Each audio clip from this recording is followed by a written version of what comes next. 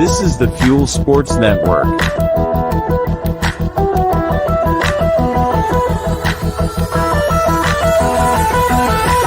And that's the bottom line.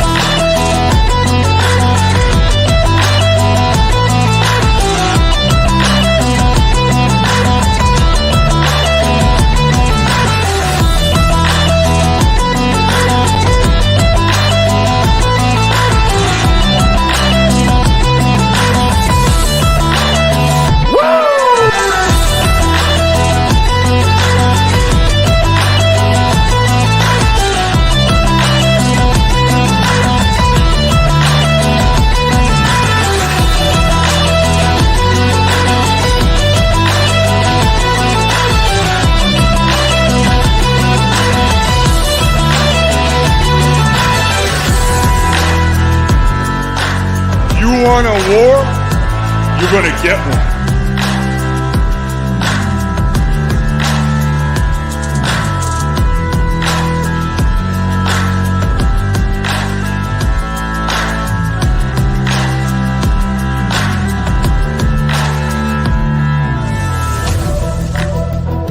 Now you want to get nuts?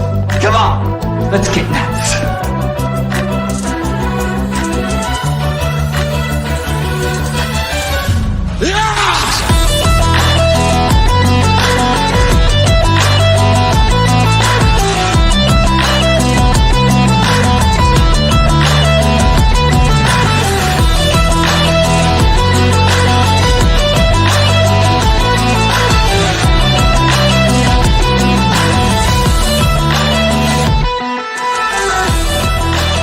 Hard work pays off. Dreams come true. Bad times don't last, but bad guys do.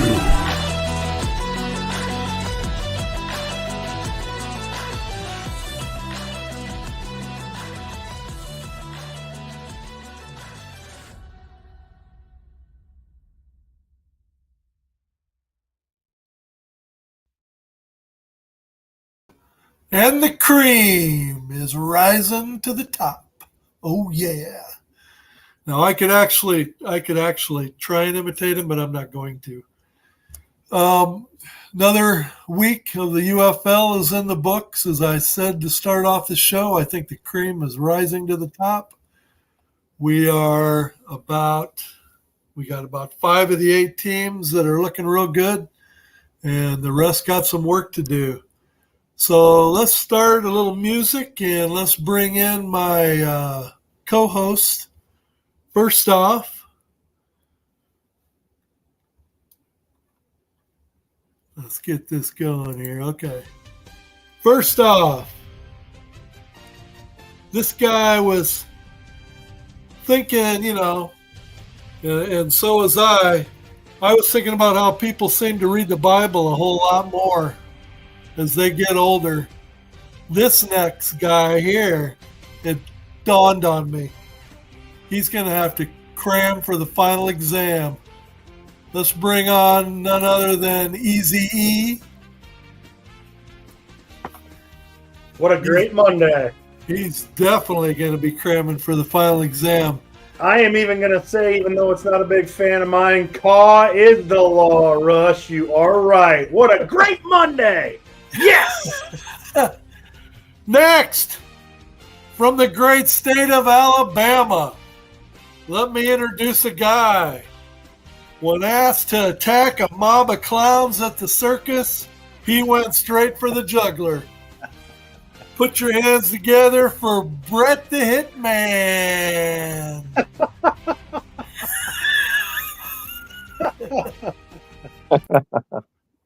I think after that Sunday, I think I'm even going to put Make St. Louis Cacaw again, baby. What do you think about that, Brett? Woo! I like part of the hat.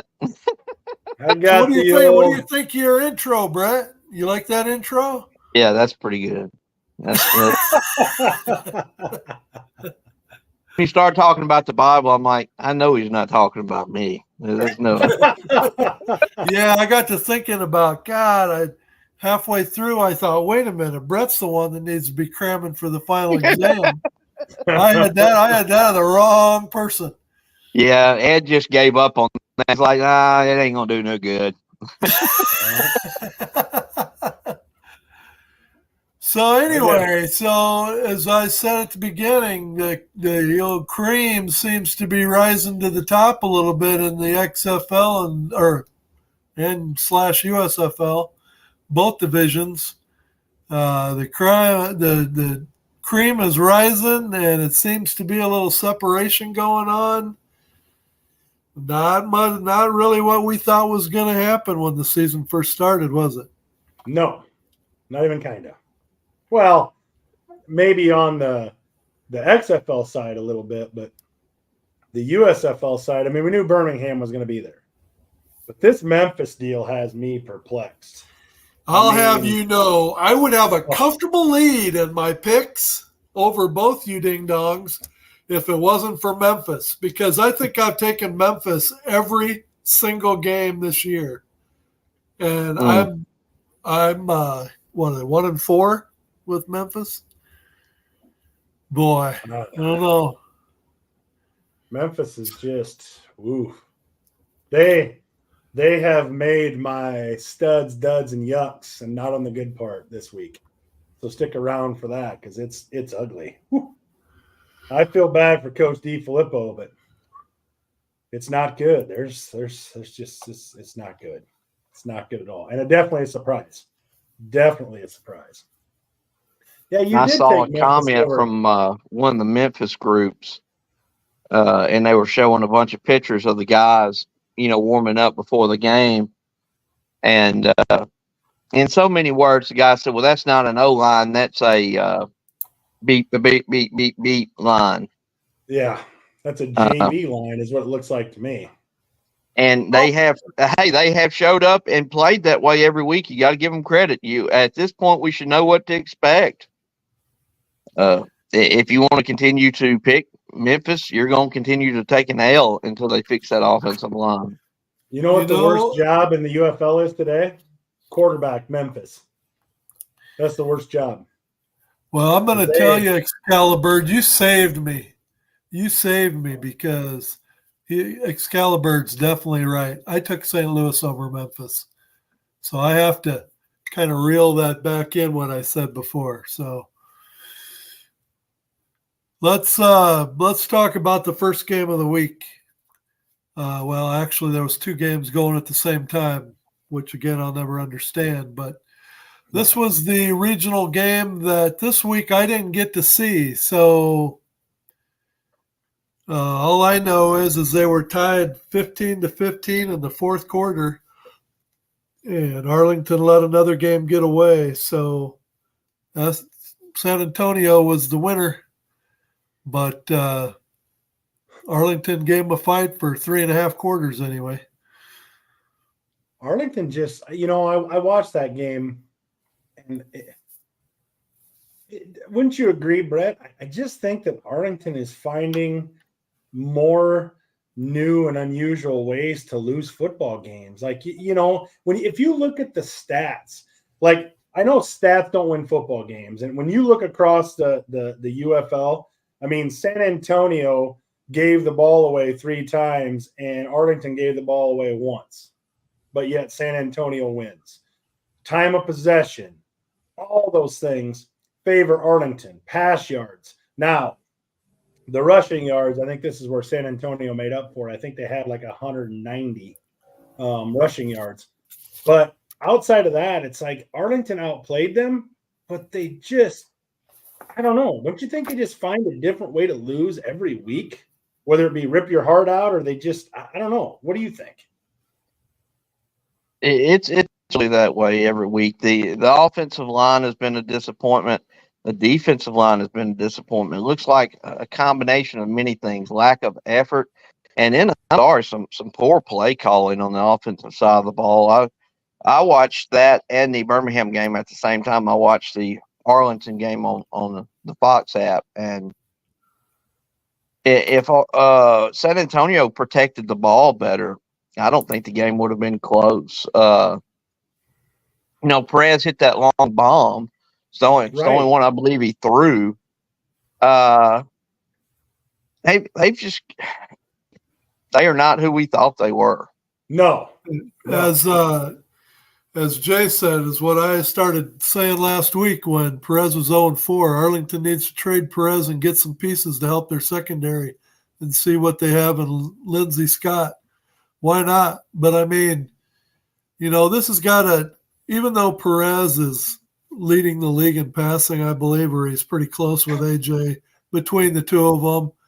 I mean, how can you – I mean, this is the second year in a row that he's started out with a team. Last year was the Vegas Vipers, and he was in last place when he got traded away. So this is 2 years in a row now that the MO's been the same, and it's like, how long can you continue to speak of Perez as being a perennial spring goat? I mean, do you know who should go get him? You know who should go get him? Michigan. Well, Michigan for sure. Okay. And this is going to sound crazy, but you know who I think should go get him? I think DC should go get him. Teamu just does not look good in the passing game. Well, he doesn't look right this year, that's for sure. No, he's not the same guy. I mean, and his receivers seem like they have a case of the drops every week. He does not have his same receiving core. And in my opinion, DC had the dominant offensive line last season in the XFL, and they do not this year. It's not even close. It's not the same offensive line. It's not the same team, and that is not going to be DC's last L of the year. And some of that play calling when the game was close. Running up the middle on third down, running up the middle on fourth down against an 8-9 man front. Oh no, let's punt. Our defense can't stop them, so let's punt. Then let's do it again. Run up the middle. Against the 9-man front. Everybody in the stadium knew they ever think about doing a read option. I told that last time when he put that bear front in or whatever you call it, that we call it in Alabama the elephant package. I thought, you got 2 yards. Surely to God, you're not going to run up the middle again. But you got to give St. Louis their credit. I haven't put out my power rankings yet, but they are. Look, get rid of week one. Week one was preseason. St. Louis is playing the best ball in the league right now, and I don't even think it's close. Well, before we get into St. Louis, I mean, we can't get to that. We got to finish up the San Antonio-Arlington game. Again, as we talk about Arlington, it's the team that naturally screams we need a quarterback is Michigan. So if there was ever a trade to be made for Perez, it's Michigan. But, so when does it become a point where he's changed his name from the Breath Spring quarterback to Rena QB? Yeah, because that's kind of what his MO is becoming, is he just, he plays on a crappy team until it gets to be the stretch run. Then they trade him to a team that's right in the thick of it. And it's and the thing that I don't buy, and somebody put it on there, he's leading the league in passing. Well, I mean, they have to throw the ball because I think they rushed for another. Well, let's see. What was it? 59 yards again this week. I mean, their rushing game, it's non-existent. So he has to throw the ball. I mean, he should be putting up those kind of numbers because they're throwing the ball all over the place. So, I mean, because they're down early in every game. Yes. Other than week one, they're down early in every game. Yeah. The second half of the Birmingham game, this has been an Arlington team we've seen the rest of the season. That's right. I think football, you still win games at the line of scrimmage. And to me, Arlington is getting pushed around on the lines of scrimmage. But, yeah, Jay's right. If Michigan had Perez, I think they would be a lot scarier than they are right now. I'd have to agree. Yeah. I mean, he's definitely the best fit to go to Michigan. But man, I tell you what, and maybe Perez doesn't help DC's passing game out. But I'm telling you what, something's not right with Te'amu. There's something isn't right. So he threw the ball up for grabs all day long. So San Antonio won the game, but what do you think? Did they look like a division leading team, or they got some holes they got to fill as well? I don't. Tim puts Stallions versus San Antonio in the championship. I don't know how. If you watch that game, Tim, how could you be so confident about San Antonio? I mean, you look at San Antonio's, last 3 games, and then you go back to the being down, was it 19-0 against Memphis, and needing the miracle comeback to win that. I mean, I don't know, man. If you're really looking right now, I'm not saying a lot can't happen, but if you're looking right now and you're looking between St. Louis and San Antonio, I don't know how you could be picking San Antonio right now. I don't know. Brett, what do you think? I don't know how you could be picking San Antonio right now. At least to finish. At times they look like a strong ball club, but they've got to do a better job of protecting the ball. 3 turnovers, 9 times out of 10 is going to lose you a game. Yeah. And they were just fortunate that they play in Arlington Saturday. Yes. Let's take a quick commercial break, and when we come back, we will talk about the other late game on Saturday, Birmingham and Houston. Houston, we've triumphed. I've made it back to Earth with the cargo intact. The game-changing, time-sensitive payload is none other than the revolutionary energy flavor we've all been waiting for. Introducing Merc Mayhem Cherry Limeade. Merc Clan played a crucial role in securing this energy flavor, and together we've unlocked the future of power. Merc Mayhem is not just a drink, it's a statement, a fusion of relentless energy and bold flavor. The secret is out. Merc Mayhem is set to redefine the energy landscape, leaving ordinary drinks in its cosmic dust. Get ready for a taste explosion that matches Merc Clan's unparalleled power. Join the revolution, and let's unleash Merc Mayhem upon the world. Astronaut M signing off.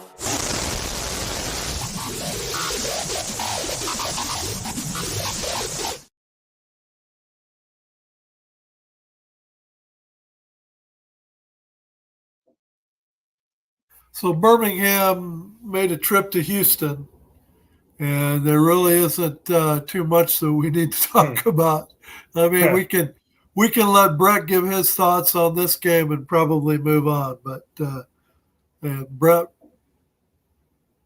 Still glaring issues with Birmingham in the red zone, and I don't know our conversion rate on 2-point or extra points, but they're not very good. Wasn't very good Saturday. For the most part, the team played really well. We had a couple big drops. I know they had some rain come through during the game or whatever, but or before the game. I mean, what else can you say about 32-9? Houston is really bad. They're very bad. Train wreck. Just like Jay says here, Jay says there's still a lot of football to be played. Even the lower tier teams could still turn it around. You really think so? I mean, I don't know, man. You're looking at Arlington at 0-5. They have no shot to make up 4 games at 5 left to play. No. Even DC is in trouble. They're not, DC still got time, but even their time's running a little short. But on the other side of the pendulum, you got Memphis and you got Houston. I'm sorry, but I don't know, Jay, I don't think I have the same optimism you do about being able to turn things around. I tell you what, Arlington turned it around last year, but that was just kind of a perfect storm. That was lightning in a bottle.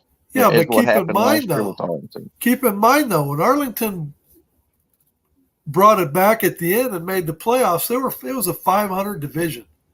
In fact, I think did they even make the playoffs 1 game below or 2 games below 500?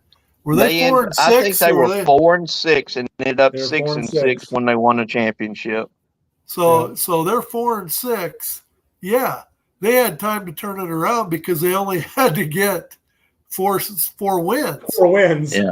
But you're looking up at one team that's 5-0, and you're looking at another team that's 3-2, right? Yeah, and I know that optimistic, but I hope one of the bottom dwellers do turn it around and make it interesting at the end. I do. Yeah. Whether it be if Arlington wins all 5 of their last remaining games, if Houston wins 4 or 5, Memphis wins 4 or 5. But man, they're gonna have to turn this around quick, fast, and in a hurry. And I just don't see it. The problems you're seeing with these teams, I just don't know how you do it. With Memphis's problem up front, you don't just turn that around in a week. Like, it doesn't just all of a sudden click. They're sitting at 1-4. You don't just all of a sudden the offensive line just says, "Hey, I think we got it this week." Their problems are glaring. The edge is weak. They can't run the football. They can't protect the quarterback. You don't just fix those things overnight. And Arlington, they do a decent job of protecting the pass game, but man, it just seems like they just find ways to lose week in and week out. You don't lead the league in passing. I know they throw more than anybody else, but you don't lead the league in passing as a quarterback without having some protection. But it just seems like they find ways to lose week in and week out.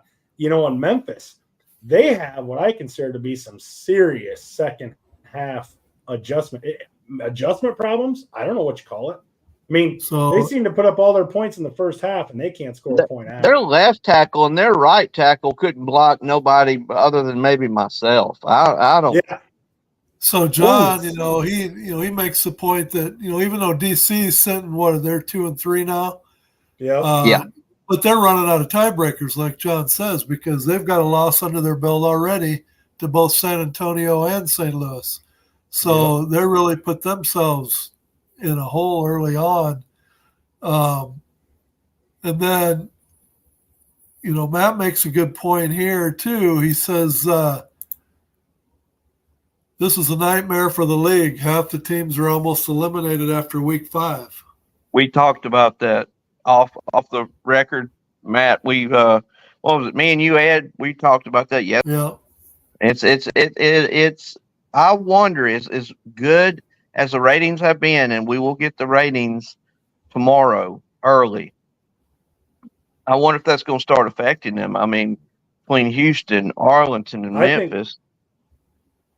I think you already saw it a little bit last week. I think it was last week, week 4. Was it Arlington and Houston?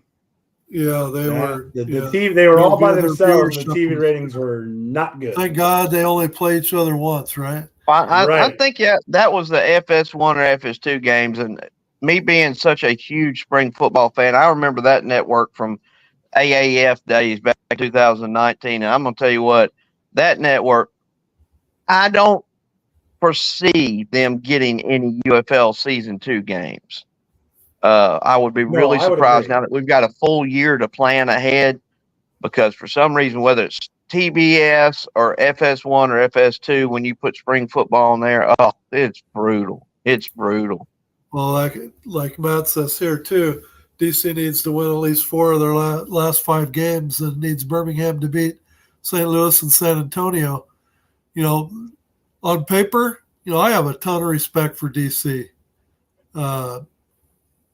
Reggie Barlow, I'm a little surprised, but at the way they played so far this year. But they've had injuries, and so has the other teams. St. Louis has have a little bout with their own injury problem here too. But offensive line injuries, Darius Shepard being out.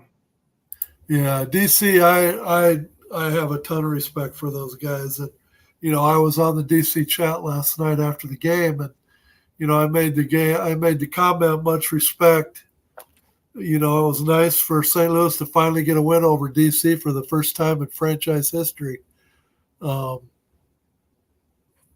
You feel good. I hate to say it, DC, but you feel good going into DC and being able to come out with a win because, let's face it, nobody else up until yesterday has been able to do it. Yeah. So, Right. the feeling of, not so much the score, but I think just the fact that you come out with a win just validates that you got something pretty good going. I couldn't have been any happier if it was a final of 13-12 or 45-12. Coming out with a win in DC is huge. I mean, period. And you can see it still got chippy at times as well. Now the helmets didn't fly over the place like they did last year, but you can tell, and I think Andrew's right. This is becoming a rivalry on the UFL side. That's Well, now you that know what St. they say Louis about has rivalries. drawn blood. Yeah, you know what they say about rivalries. It's not a rivalry if one side's not winning. Correct. So Correct. finally has a win over DC. Now I say, yeah, you can call it a rivalry now. But before that, the way they pretty much bitch slapped us, for lack of a better word, last year in our own field. But yeah, it was nice. It was nice to come away with a victory. That's for sure. And So Jay, Jay's comment. Can you put Jay's comment up there? Jay, I agree 100% with what you're saying there. But you can look at some of these games. I would have said that it was kind of a do or die game for Memphis against Michigan. If Memphis wins that game, they put themselves tied, actually a half game up on Michigan for second place in the USFL side, and they laid an egg. I mean, I just think. And the thing is, the thing with Memphis was they made mistakes. They had turnovers, but oh my God, were the turnovers costly? I mean, when you go from being in scoring position to turning the ball over and instantly giving them that put them in scoring position. I mean, they were basically handing it to Michigan there for about a quarter.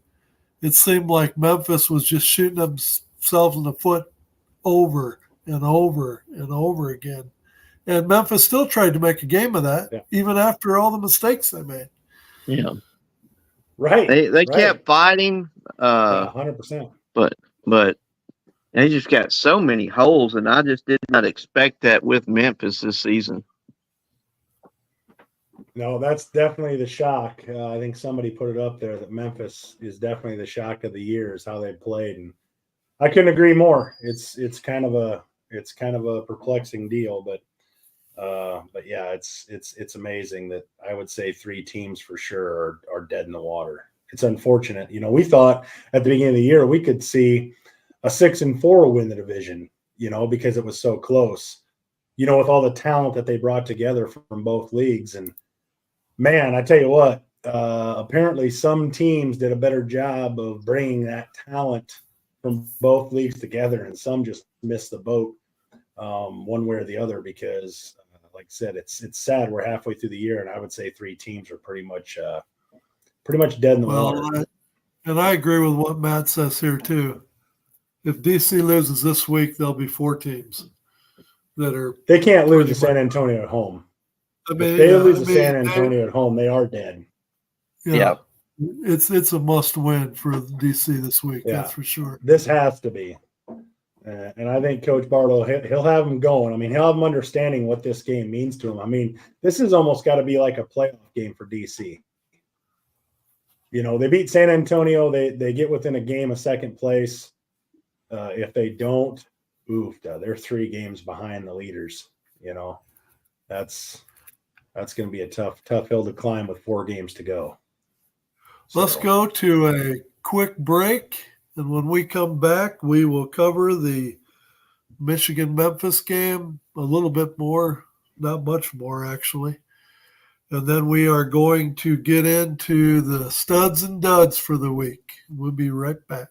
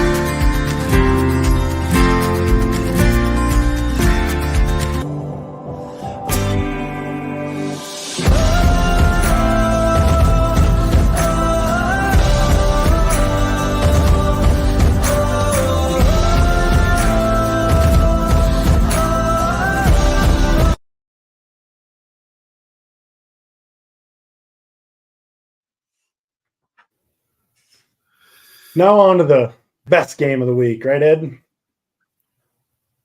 St. Louis, DC. St. Louis, DC.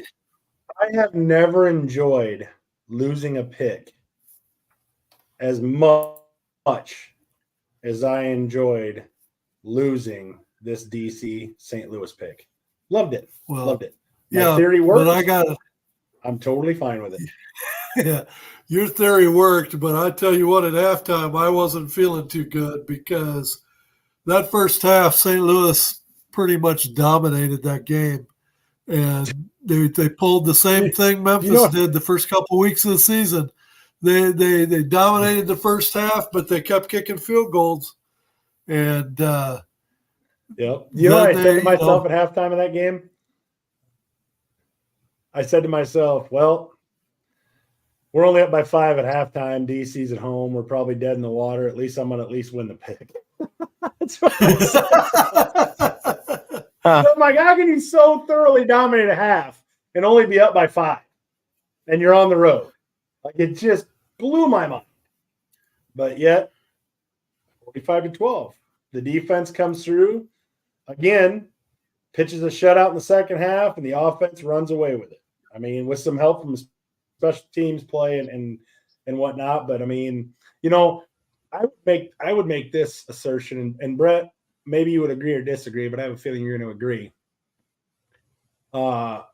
St. Louis's offense is by far the most dangerous offense. It doesn't mean that they can't be stopped because they've shown the propensity to be stopped. But they do, I would say, more so, maybe a little closer to Birmingham, but more so, I think St. Louis's offense has that potential to put 3 touchdowns and 3 possessions on the board, just bang, bang, bang. I'm not saying they always do it or whatever, but I think they have that potential, which I think makes them maybe a more scary team than any other team in the league when it comes to that. I don't know. What do you think, Brett? Absolutely the best offense. You've got a very accurate leader that's fantastic in the pocket with AJ. He does not have a problem checking it down. You've got weapons upon weapons upon weapons for him to get rid of it to. A tight end nobody can keep up with. It's bigger than anybody on the field that can run faster that will be in the NFL next year. And you've got 2 running backs done a very good job. Not to mention, they've done a lot better job this year protecting AJ compared to what they were last year. You get rid of week 1, which I think had a lot to do with the play calling. I think St. Louis is by far the most dangerous team in the league. And John brings up a good point that we had talked about too before the show, and this is 2 weeks in a row now that St. Louis has pitched a shutout in the second half. You know, yeah, so that's say huge. Say what you want about, you know, the defense is probably their Achilles heel, but that doesn't. When you have a defense that can do that 2 weeks in a row, I mean, it just takes all the pressure off. I mean, yeah, 100%. I mean, that's. But go ahead, Eric. Well, I mean, that's something that I think speaks to not only Abraham, but the defensive room itself, the adjustments that they make. You know, controlling that half, for example, up 17-0, should have been up more, but settling for field goals in the red zone, you know, that always comes back to bite you. And then only walking into halftime 17-12. Washington, DC has all the momentum. And you make adjustments at halftime, and you come out and pitch a shutout. It's 2 weeks in a row where they've gotten together at halftime and said, okay, here's what we need to do here, and they shut them down. I mean, that speaks a lot to your defensive coordinator, and that speaks a lot to your defensive unit, you know, to be able to do that. Because, I mean, we're not DC. We're not talking about it being Houston. You know, we're talking. It's DC. I mean, like I said, you got to beat them. To be the man, you got to beat the man. And so, to be able to do that to DC at home, that's big. That's huge. And I love to see, we've talked about it all year long, that the defense was definitely the Achilles heel for St. Louis, but they are really starting to come together and get some great play out of their secondary. The linebacker play is phenomenal. Like Mike Rose, having Mike Rose back in that middle, being the captain of the defense. I think he had 11 tackles this week. That's big. Getting some consistency. That's gonna be huge. Now, Scott, I'll put Scott's comment up here. Even though, in general, I agree with what Scott's saying, I thought he made a mistake yesterday, right before halftime. Yes. When the Battlehawks were up 17-6, and it was, what is there, a minute some left in the first half, and they decided he was going to punt it, and then he decided to take his punter off the field and ended up going for it and didn't get it. That totally changed the momentum of the game heading into half, giving them that touchdown right before halftime. So even though for the most part, I agree with Scott, I still think that that was definitely a coaching decision that cost them. For sure. That I was sitting there screaming at the TV. I mean, yeah, you had no. Like, what are you doing? You punt the ball, make him go the length of the field. Yeah, don't give another team any reason to think they have life, and that gave them life. Yeah, that did remind me a lot of with the way the game Detroit's out, head coach with that decision. I knew that was coming. I knew you were going to say Dan Campbell. I mean, you seen the gleam in my eye.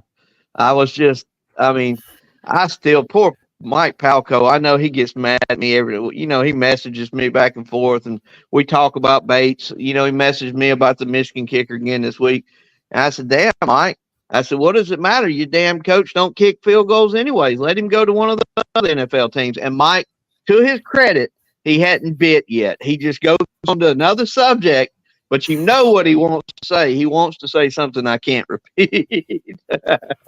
Well, but if you look at that Michigan-Memphis game yesterday, it was surprising. For the first time, the Michigan coach was passing on some of those field goals that you thought normally they'd trot him right out there.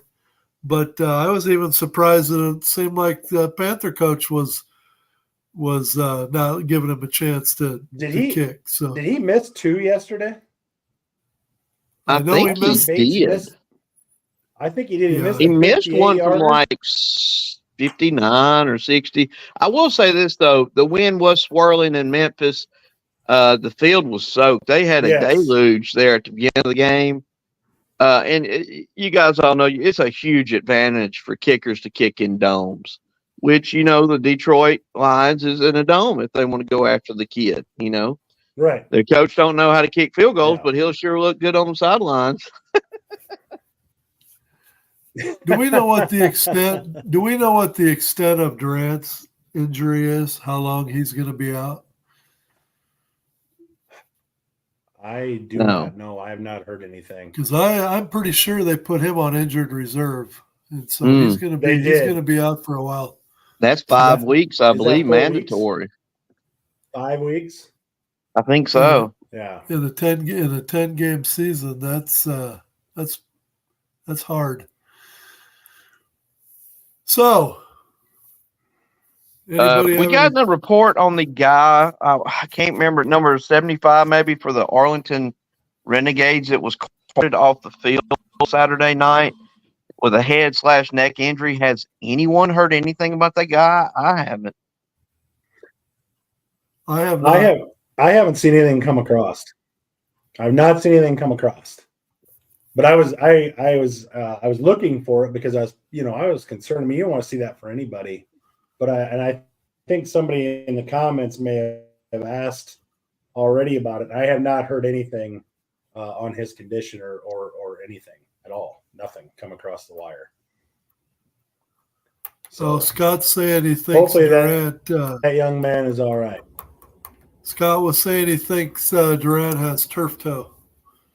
Mm-hmm. That's a tough injury, especially on artificial turf. That's for that sure. can be. It's a yes. And it's a good especially thing St. Louis is Sailors, and even artificial Gallman. I'm glad you went there and I Gallman didn't. actually ran the ball pretty well. That's probably why he's got turf toe. I just breathed. That's probably why he's got the turf toe. Yeah.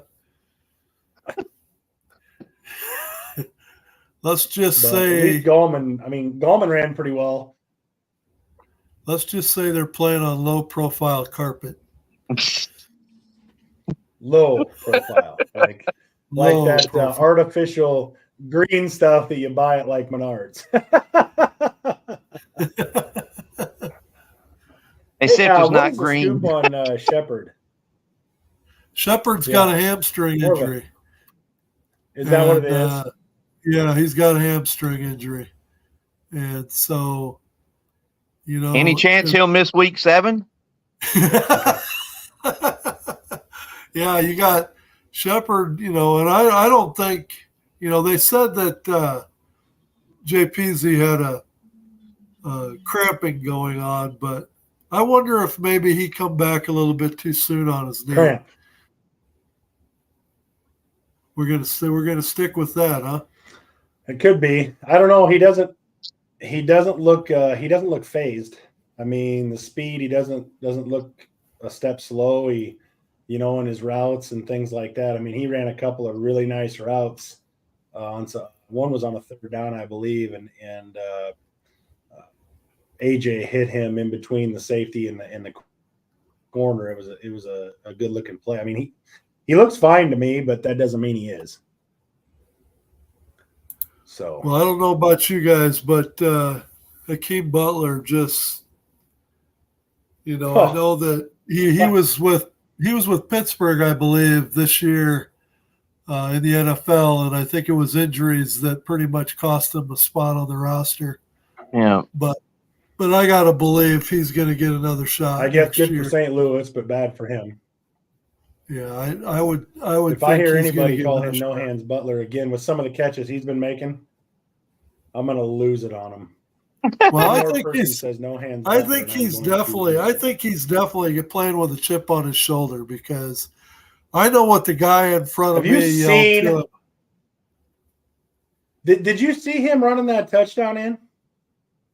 Yeah, he was. It wasn't like that. It wasn't like that guy was slow. He didn't even look like he was trying to run, and he was just running away from him, looking behind him. I mean, and the catch he made on the 2-point, he just basically put both hands up, caught the ball over the defender, and said, "Mine." And then you look back to the San Antonio game where he catches that ball in the middle of 3 defenders. I don't want to hear it anymore.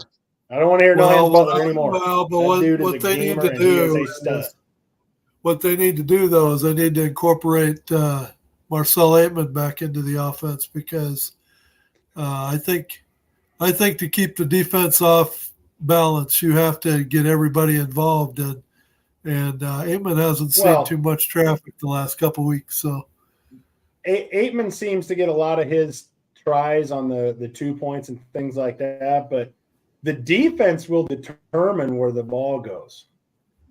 You can look across St. Louis's, receiving core from Aitman to Butler to JPZ to the tight end Sutherland to Shepard to even Jackson.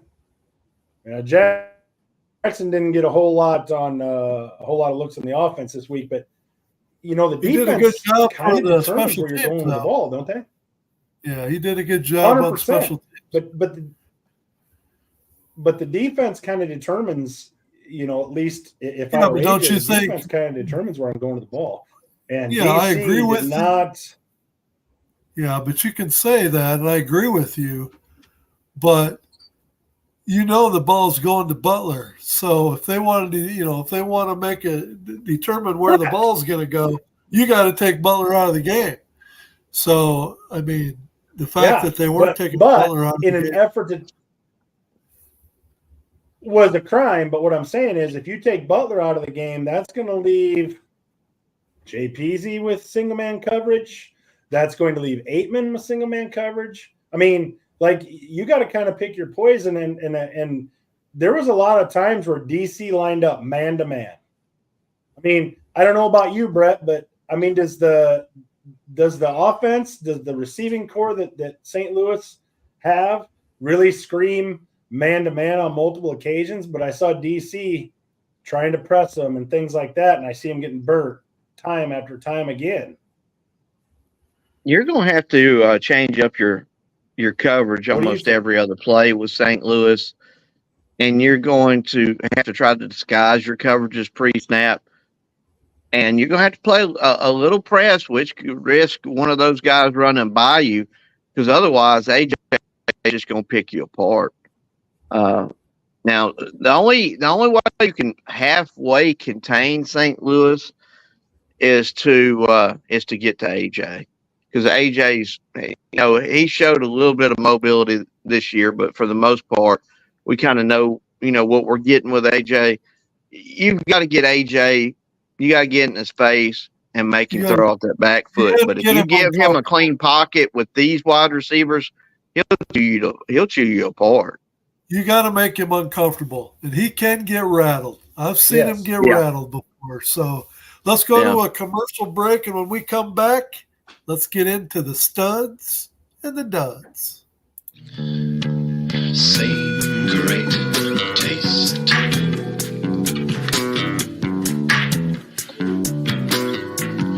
Yes. Same great taste.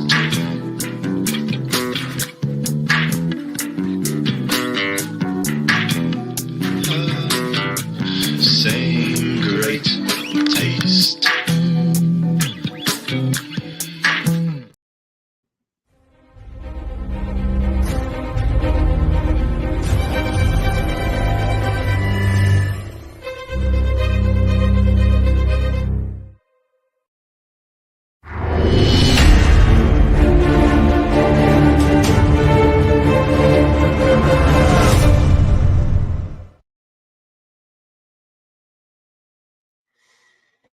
All right, second week, the big segment of studs and duds. I think Brett and I can just pretty much take about a 5-minute break here because, when Eric does this segment, he goes like 3 or 4 deep. There isn't too many teams left to choose from by the time he gets done. So take it away, Eric. Oh yeah. Hey, I don't ever want to seem like a homer, so that's why I try to incorporate as many studs, incorporate as many duds, and then, of course, the yuck is just the yuck. So, if I was going to go with the stud this week, it would have to be, and you're right, Matthew, Hakeem Butler. But if I go with just Hakeem Butler, then I'm going to be a homer. So I try to spread the wealth a little bit. So, yes, on this week's edition of Studs, it is definitely led by Hakeem Butler, 6 receptions, 147 yards, and 2 touchdowns. He had a huge week. I don't know how, if you're DC, you allow him to do what he did, but, I mean, maybe he's the adult in the little kid's room. I don't know. I mean, he played phenomenal. I don't think he dropped a ball. Anything like that. When it came his way, he caught it. So he's definitely my stud receiver for the week. Next is, just the Birmingham Stallions. When you see the type of play and the close games and things that we've had in the league up until this week, I mean, this week is probably the first week where we had some real, separating scores, the 32-9, 45-12, 35-18. Otherwise, it seemed like 3 out of 4, if not all 4, were one-score games up until this week. And Birmingham's been able to remain 5-0. They can do it offensively.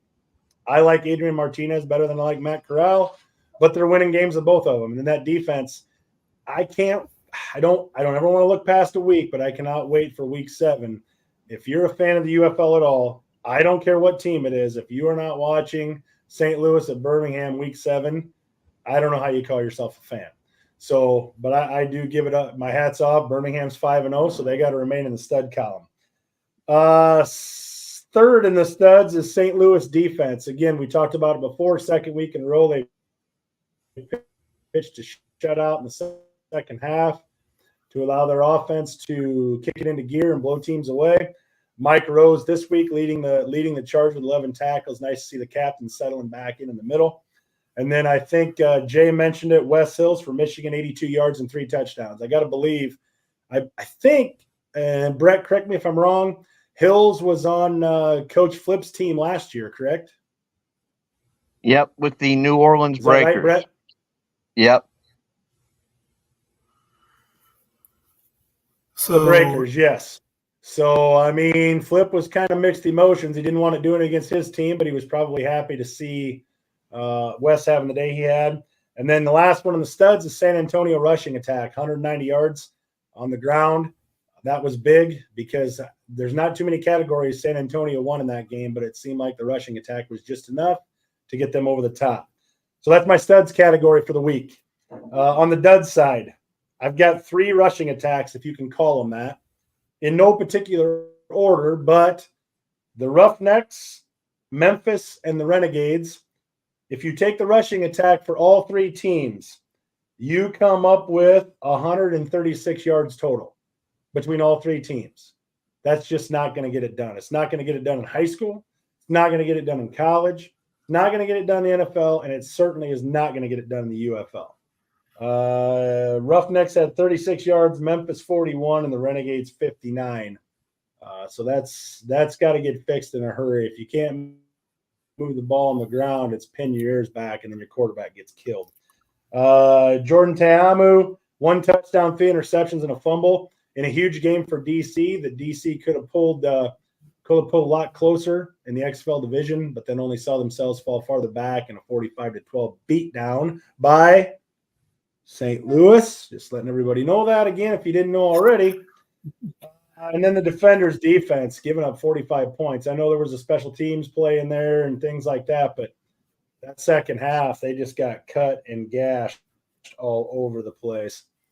And then that concludes the duds. But my yuck for the week, they just missed the list last week, but this week I have broken it down to the yuck being the Memphis offensive line, who allowed 7 more sacks this week to the Michigan Panthers. If you're keeping track at home, just in the last 3 weeks, 8 sacks against Birmingham, 4 sacks against St. Louis, who doesn't sack anybody, and then 7 sacks to Michigan. That's 19 sacks in the last 3 games. That is yuck. And that's the studs, duds, and yuck for the week. Ooh. Ooh. I'm playing quarterback for Memphis. You got 1 rule. You better learn how to duck, baby. You better learn how to duck. Bubble wrap. Bubble wrap.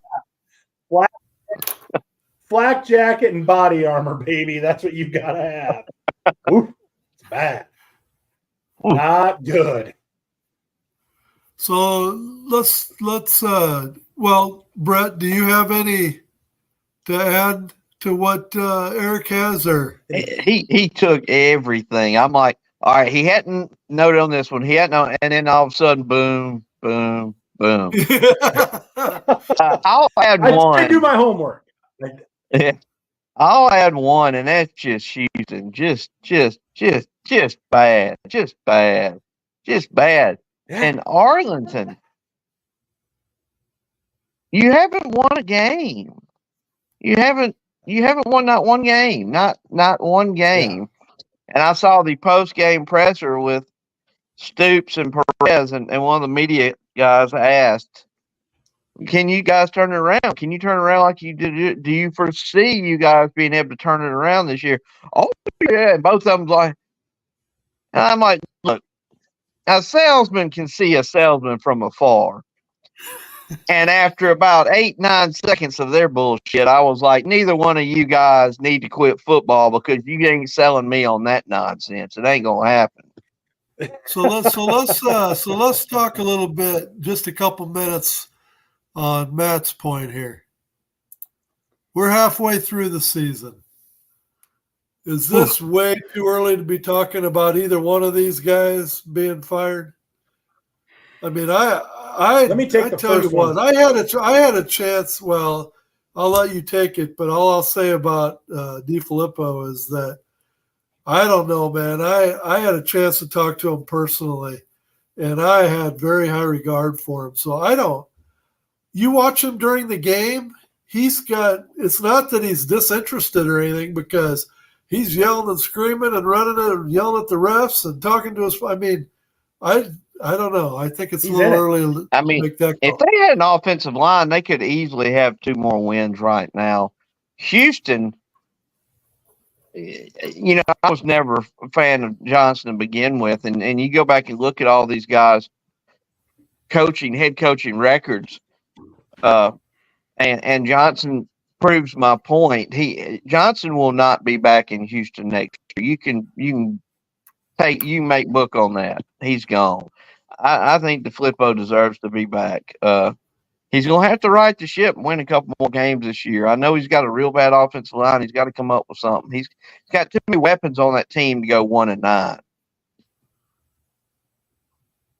I would say whoever needs to be fired in Memphis is the guys that decided to bring that offensive line into Memphis, because, I mean, if it was DiFilippo, I mean, I don't know. But if it wasn't him, if there were some other guys looking around, I agree with Matthew when you talk about Johnson. Johnson is a little drier, and it's hard to find an identity on Houston, Yeah, and I thought Memphis, after we interviewed DiFilippo,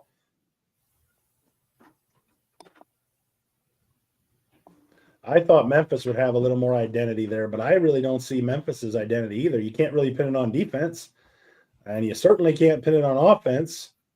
In special teams, everybody gets yards on special teams. So, I mean, I just don't know.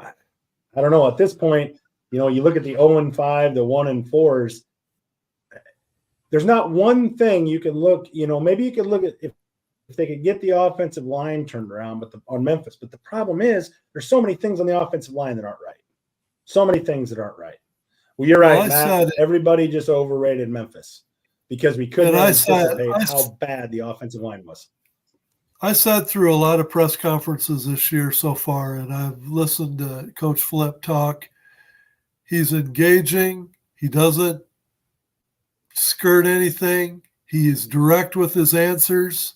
He elaborates on his answers. I've also been in a lot of press conferences for CJ, and CJ just doesn't bring a lot to the table. No, not the same. His press conferences are just not, granted, some coaches just want to keep it within their team and they don't really want to really talk about the elephants in the room, but he needs to be talking about the elephants in the room. So with that, we have come to the end of hour number 1. That'll be it for the Fuel Sports Network. We're going to have hour 2. Again, we'll have it on Pro Football Alliance and UFan Legion on Facebook. So if you want to join us for our picks, and then the whole rest of the segment will be NFL draft comments. So we'll take your comments. We'll give our impressions after the dust settled. We'll do all that when we come back.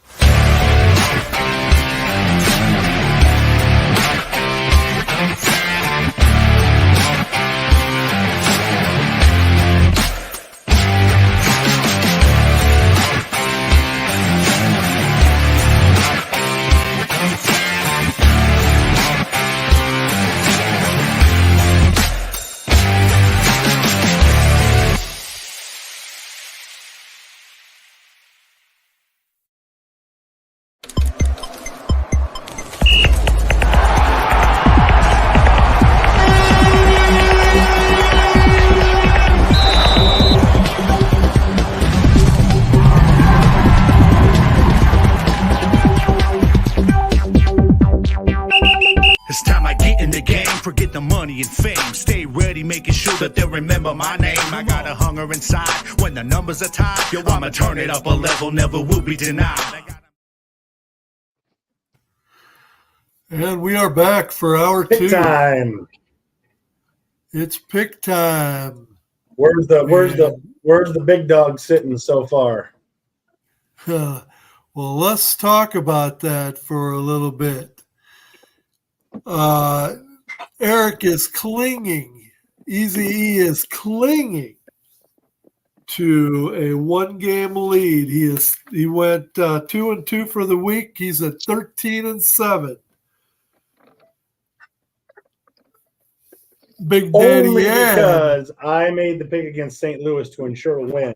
And I will thank you for that because it helped me go 3-1, close the gap to only being 1 game behind Eric. And then we have Brett.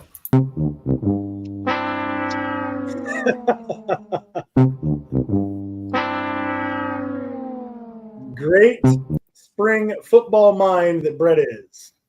And we can talk about him until he comes back, because he won't know what we're saying. But he went 1-3, so he's good. What's he sitting at? Brett went 1-3. He is sitting at 9-11 for the season. Ooh. So as much as I would like to think that Brett is a UFL guru, I'm starting to lose just a little bit of faith in him going forward here. So I would say. So let's get into the picks for week number 6. Sure, you had to duck out, huh? I can't pick my nose. We mentioned 9-11. He waits till we're all done with that, then he pops back on. Yeah. So just in case I can't pick my nose. So just in case you missed it, this is how we described your week. I didn't miss it. I wasn't so sure I won a game, to be honest with you. I'm like, I did pick Birmingham, didn't I? I couldn't remember.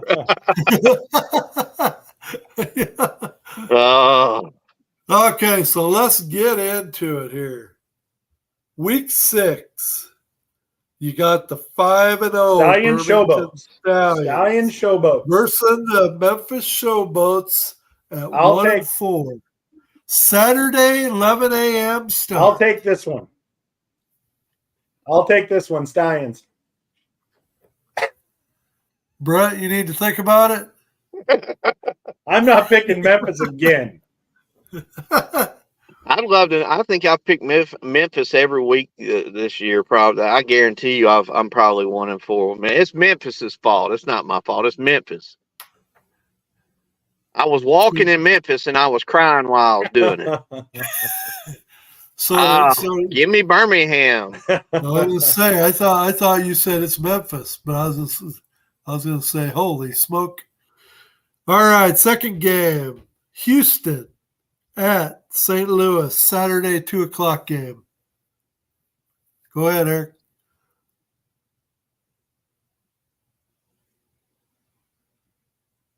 St. Louis. Caw. God, we thought she was actually. We thought you was actually listening.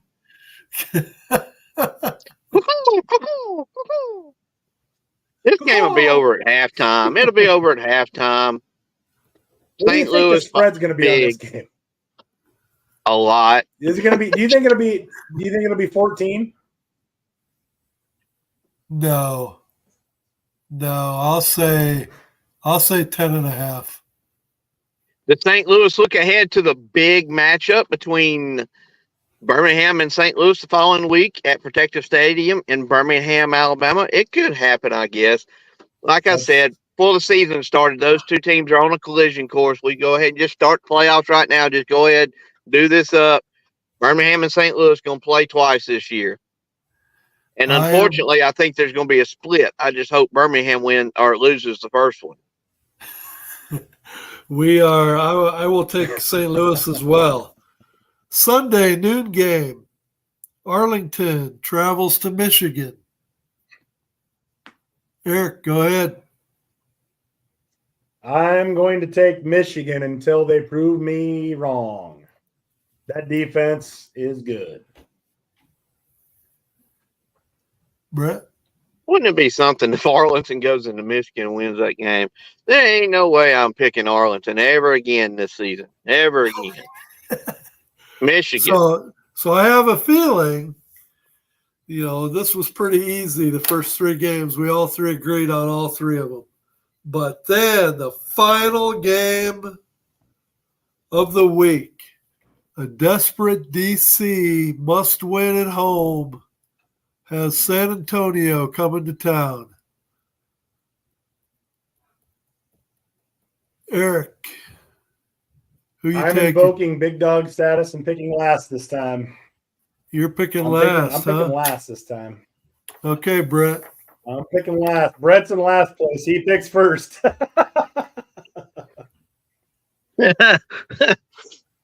San Antonio. Brett is taking San Antonio. I haven't lost the faith yet.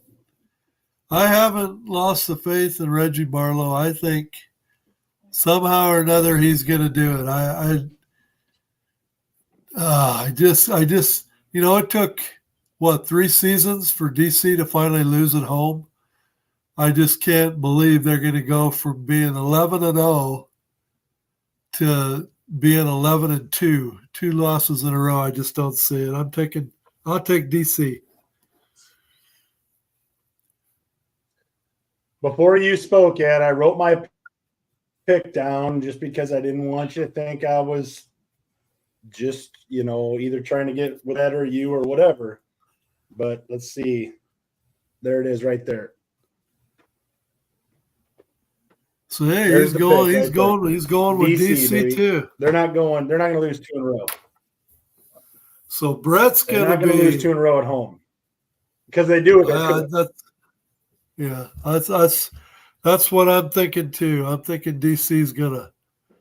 think DC's gonna find a way. I hope they find a way because I'll be rooting for them. In their mouth. They're not gonna. Yeah, That's unfortunate, but yes, I have to root for DC this week. Yeah. Have to. So that is a wrap on the UFL. We need some separation from San Antonio. That is a wrap for the UFL. And just, before we go on, I gotta give, if I find it, I gotta give San Antonio their due because I told them as long as they're winning, I gotta play it.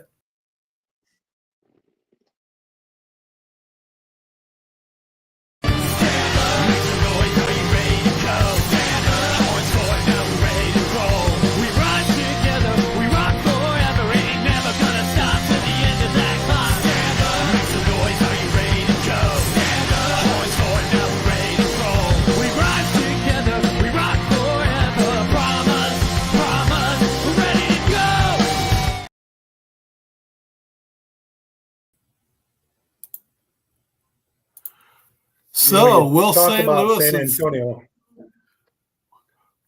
Antonio and St. Louis keep pace with each other, or is one or the other going to go down?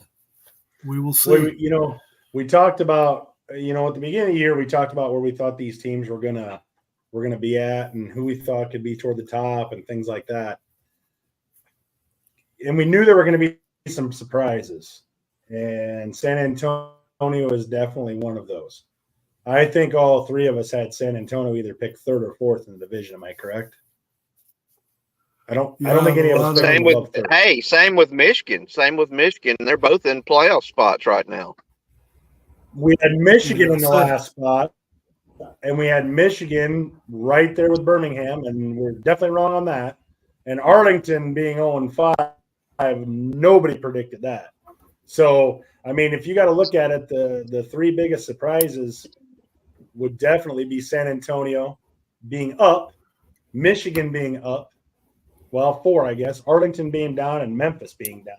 I mean, I think we had Houston and maybe Michigan fighting for that last spot in the USFL conference, and we had San Antonio, 3rd or 4th in the XFL conference, and kind of a 3-team race between DC, St. Louis, and Arlington.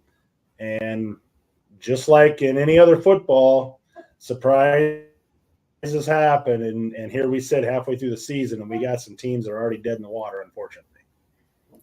Well, I know heading into the season, So there was a lot of San Antonio fans. fans. That's the way it works, and there's a lot of San Antonio fans that probably have a chance to make pretty good money, because if they laid $100 on the season opening odds for San Antonio to win a championship, they were in dead last. So there's some money to be made there and I just have a hunch, because I know a lot of those San Antonio fans. I have a hunch that some of them did put down $100 on that. So we'll see. We'll see who is holding the trophy. But let's turn the page now and let's get into the NFL. And let's get your thoughts, Brett. now that the Eric, dust is whichever settled one on of the you. draft. Yeah, either one of you can go first, but just kind of give us your impression of how you think things went. Well, I guess there's a couple things that stand out. If I were to come up with a draft winner and a draft loser, and then a draft I'm not sure what we're doing here, my draft winner is definitely going to be my Chicago Bears, and I'll tell you why. If you take, Williams, Dunze, the kicker Taylor, and then the lineman we took out of Yale, all 4 got A grades on the draft. And then you insert those players that we picked up, trading draft picks that, we would have had a draft pick in their spot. We picked up Keenan Allen, Andre Swift, the offensive lineman from Buffalo, the Gates, I believe. You start putting in all those names and you add them into where we would have drafted, and then you look at who we drafted. I have to agree with most of the analysts that get paid to do this for a living that said, Chicago won the draft. I will say, with what Philadelphia did defensively, they're a close second. Philadelphia had a really good draft. They drafted the 2 corners, Cooper DeJean and was it the Mitchell? Is it Quinyon Mitchell? Is that right, Brett? I think it was Mitchell. In the first round. I want to make sure. Yep, Mitchell. Yep. In the first round, and then Cooper DeJean with the 40th pick. They increased the defensive side really well, so they were a close second. Now, my draft losers, I don't understand what the Dallas Cowboys were doing. Can somebody explain to me why they trade back?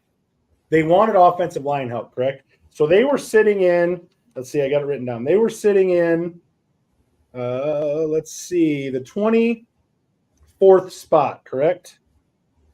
Could they not have used Barton?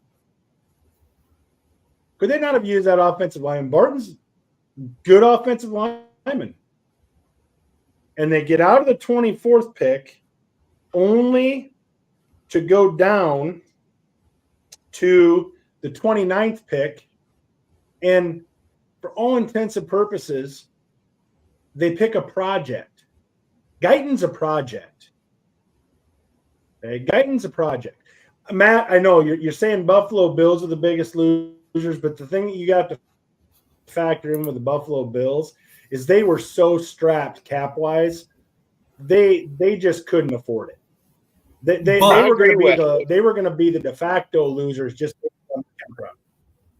I agree with Matt somewhat. No, I agree with Matt somewhat.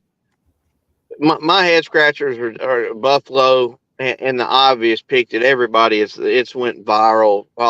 All these social media guys on Instagram and Facebook and Twitter go ahead and get their hits and their follows and all that. The Atlanta Falcons. What are you doing? What are you doing? And that showed a video and that's going to pictures be of the owner going up to the GM afterwards. Did y'all see what I shared in the group? And it was Beetlejuice. I had Beetlejuice in there. And he said, "But what are you doing? Yeah. What are you doing? Oh, nothing, just hanging out, you know." What the hell are y'all doing? And you know, this is a team.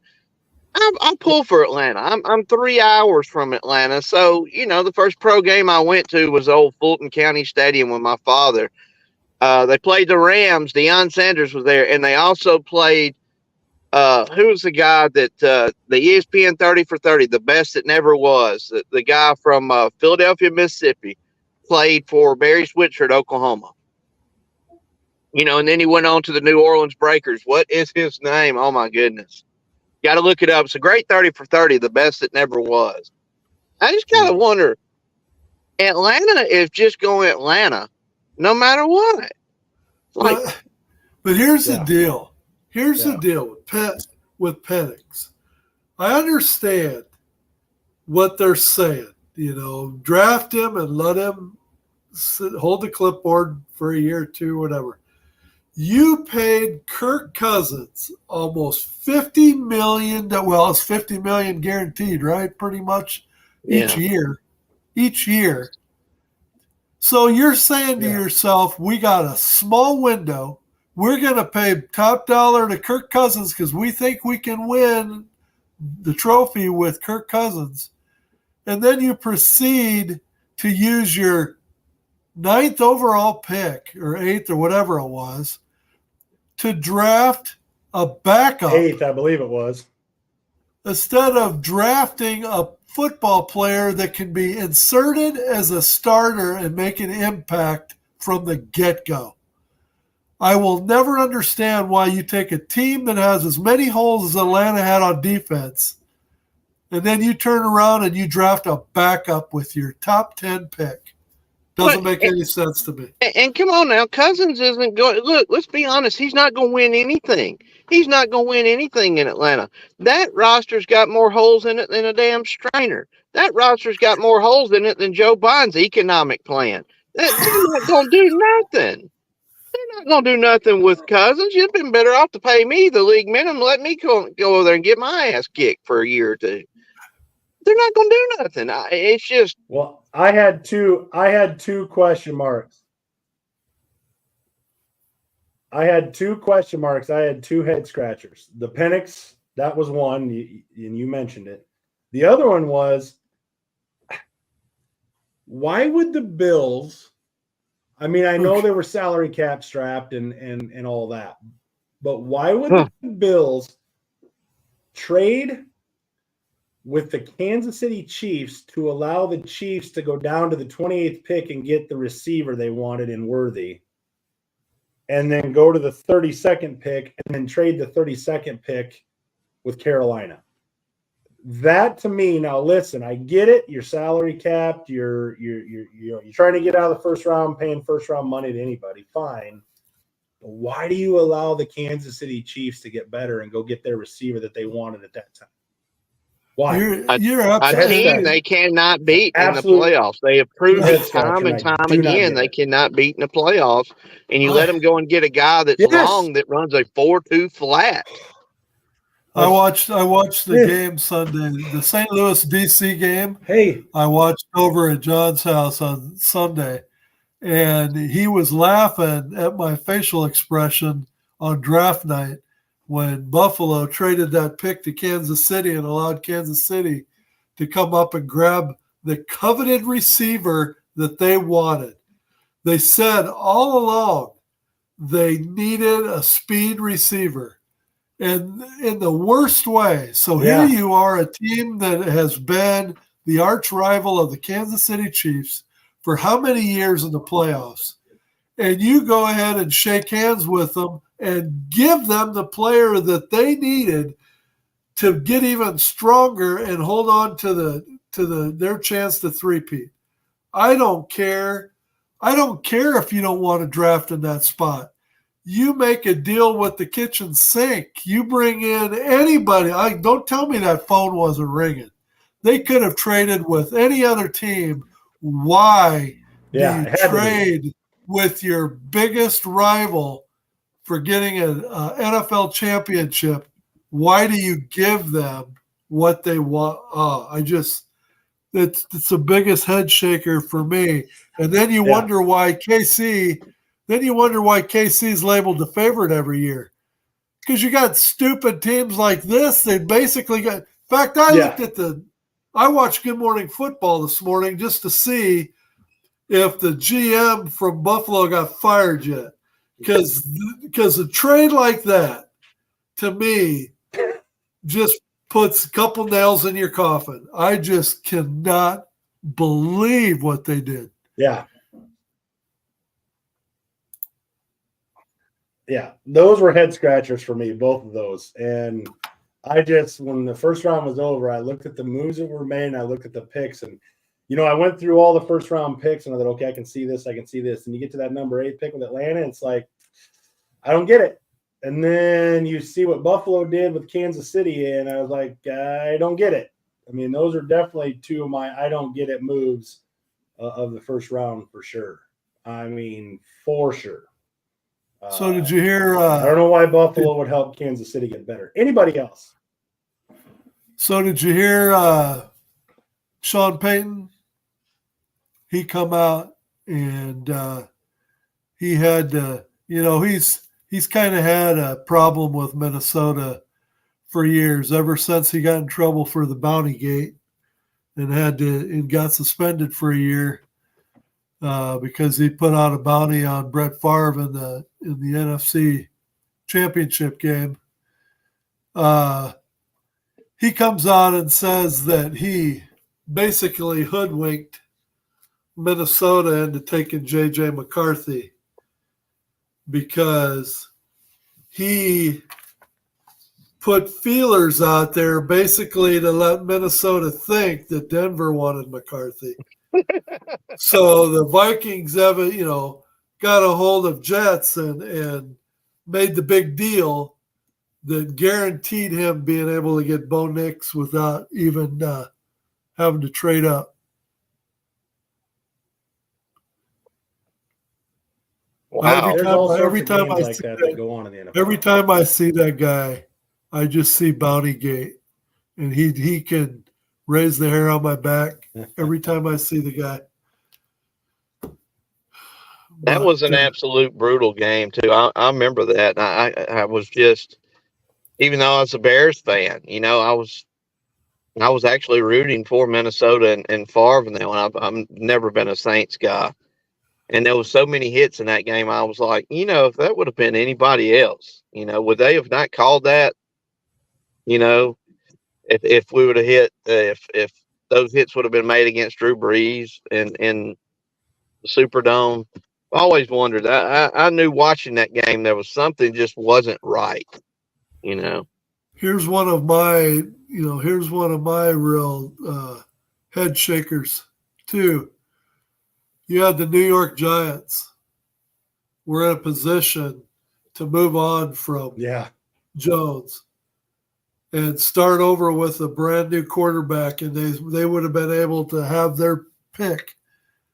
After the top 3 went, they could have picked anybody and turned the page from Daniel Jones, and they chose to sit tight. So, boy, that's gotta. They did the opposite of what the Bears did. The Bears moved on from Fields, rightfully so. The Bears moved on from Fields. The Giants apparently cannot cut bait with Jones, and here you go. Let's run it back. How cool is this? Jay brings up a good point. Jeremiah Trotter Jr. to the Eagles after his dad played with him for a lot of years. You don't see that happen very often, do you? Yeah, that was pretty cool. Another nice move by the Eagles. The Eagles got better where they needed to get better, and that was on defense, and they definitely focused on that. Because they solidified A.J. Brown, so they didn't need to necessarily go offense. They definitely got better on defense. That's another team from last season. I don't think anybody saw that coming. They, pushed Kansas City to their limit the year before in the Super Bowl, and your typical, Super Bowl runner-up just seems to fold like a lawn chair the next season. I'd have never guessed it. Philadelphia would have went backwards like that in the second half of last season, but they were not the same ball club. It's so tough to get there. You put all that work. You put all that work in to get there, and then you fall short, and then you got to try to do it all over again. It's a big burden. It's different when you win because you get that taste. But when you lose, you were just short, and you know what it took to get there, and you didn't get it done. And as much respect as I have for DC, here's the other guy that was knee deep into that bounty gate. Craig Williams, DC, defensive coordinator. Yeah. He took a little time off too, being suspended. So yeah, he don't have very much respect around the league anymore, from what I gather. Yeah, he. And he. All the coaches are confident. You have to be to make it in this league at any level.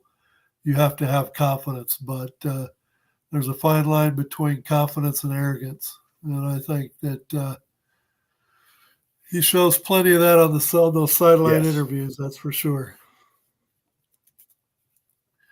So, what other picks did we? Especially before the St. Louis DC game.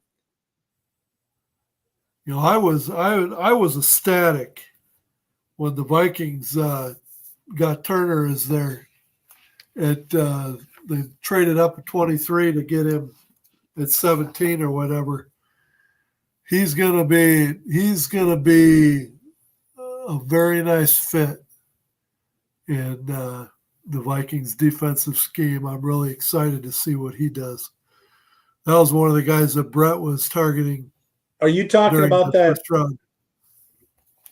Are you talking about that? You talking about one of those dime a dozen rush ins again? Yeah, I kind of stepped on my own. I kind of stepped on my own tongue, didn't I? Dallas Turner, yeah. But then I saw his highlights after they drafted him, and then I thought, well, maybe he isn't just a dime a dozen guy. But he's definitely looking forward to playing with Minnesota, because that's what their defensive coordinator is. Pretty good schemer, that's for sure. I think he'll get his share of sacks. I was wanting the dominant Texas defensive tackle Murphy for the Bears' second overall pick. I mean, again, how many wide receivers do you have to have? I thought we needed to shore up that position, but what I know, Poles gets paid the big bucks. He's done a good job, so got to stick with him. I'm telling you, it was almost unanimous as far as who won the draft, and the Bears were tops on everybody's list. Poles did a phenomenal job. Now, what do you doesn't mean it works man? out, but he did a phenomenal job. What do you mean? They've been picking like in the top 5 since the mid-90s. I mean, eventually you guys got to get good, don't you? Because of moves that the teams have made for a while there. Why do we have the first round pick? Why do we have the first pick this year? I started wondering if you guys got more enamored with being able to draft first rather than trying to win a Super Bowl. Every year it was like, okay, what can we do to get the number one Why pick? do we have the first? Oh, yeah, we got the number one pick again. And then last year you was competing against yourself. For a while there, you had the first and second pick overall until you decided you wanted to win. Well, that was a novel concept. Yeah, we totally screwed ourselves. Gosh, man. We think about that, Brett. We could have had 1 and 2 back to back. The Bears are on the clock. Oh, wait, the Bears are on the clock again. Man, we screwed that up. Yes, they are on the clock again. Man, the Chicago Bears in the draft, with this draft, it kind of reminds me of that old saying, even the sun shines on a dog's ass every once in a while. I think it finally shined on ours this year. So there you go, Egg. Well, maybe we won't be picking first moving forward. Even polls said he couldn't believe a Doomsday was there.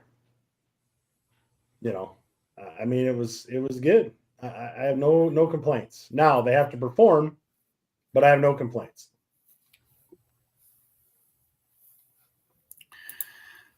Let's see. Looks like John has a question. They're going to expand to 18 games.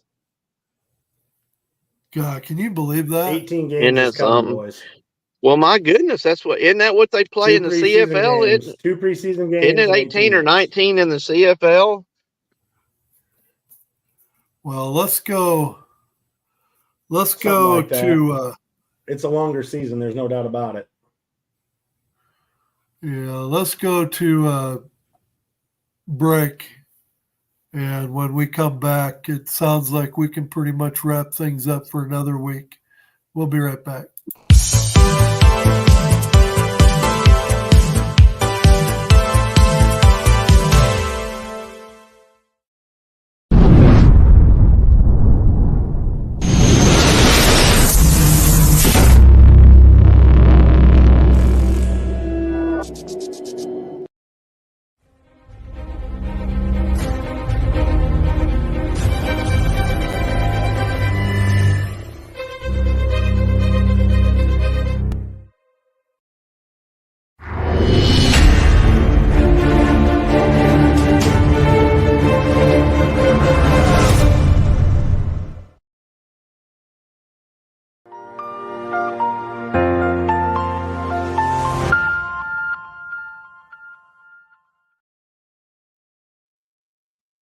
I get some longer commercials. That's all I got to say.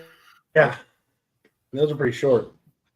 All right. Well, I don't have any more on the draft. I just think we covered a pretty good Thursday, and I think we're sitting pretty good there.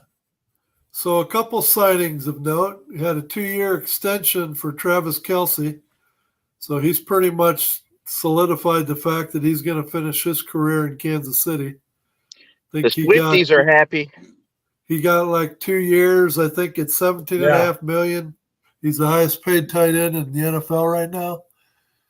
And then, lo and behold, the Dallas Cowboys have solved their running back problem by re-signing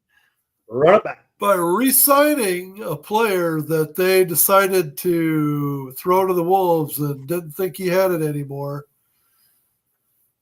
Ezekiel Elliott is once he passes the physical, he will now once again have the star on his helmet. How about them Cowboys? So let's talk about that. That's another reason why I put Dallas on my yuck list for the draft, because it seems like running backs is one of the easiest positions to upgrade and pick up in the draft, even in later rounds. And they don't draft one, and they bring back Ezekiel Elliott. I mean, Caitlin Clark sold more jerseys in one day than the Dallas Cowboys sold all year long. That's going to get even worse now, because they can just dust off their number 21 jerseys and bring those babies right back out and run them back too. You know? Hey, Eric. Eric, isn't it nice that some other franchises? How about them Cowboys? I got a couple buddies that are big Cowboys fans, and one of them reached out to me Thursday night. How about them boys? The Dallas pick or Friday night? I think it's Friday night. Who all Dallas pick? I said, you don't want to know. And he said, what do you mean? I said, trust me, brother.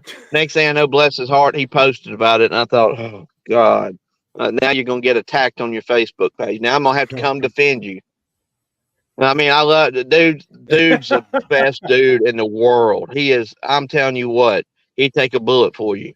My buddy Marty is fantastic. He'll be there with me in Birmingham, but he is a diehard. I mean, diehard on his damn tag on his car, all his luggage, his man cave. I mean, he is a diehard Cowboys fan, like probably a little bit more than me and Eric's Bears fan. And he was asking me, what do you think? Well, I think you don't want to know what I think. It's like the Chicago Bears from the 90s. You don't want to know what I think. you know. Yeah. Whew. Bless your heart. It's time for Jerry to step away. I mean, I understand. Look, if I owned a team, I'd want to be involved in all that. But at some point, you got to hire somebody that you trust and step away and say, fix this. And Jerry Jones just refuses to do that. Yeah, he's it's just not going to be possible. He'll be with the Cowboys until the day he dies. Yeah, because he just will not walk away. So I can't believe him and Jimmy mended fences when they put him in the Jimmy in the Ring of Honor. All that there was, and they played. A lot of people do. They played college ball together at Arkansas. Won a national championship together. They were on that team together.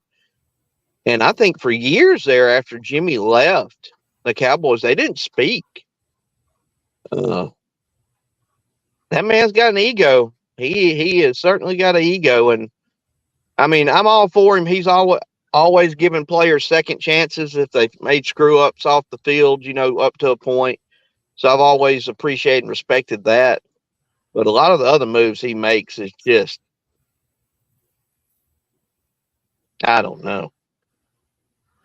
So, guys, unless you have anything else, we could probably wrap it up for this week. I want to thank everybody for joining us. We are getting ready for week another in big the UFL. So we will see everybody again next week, same time. Good evening, everybody.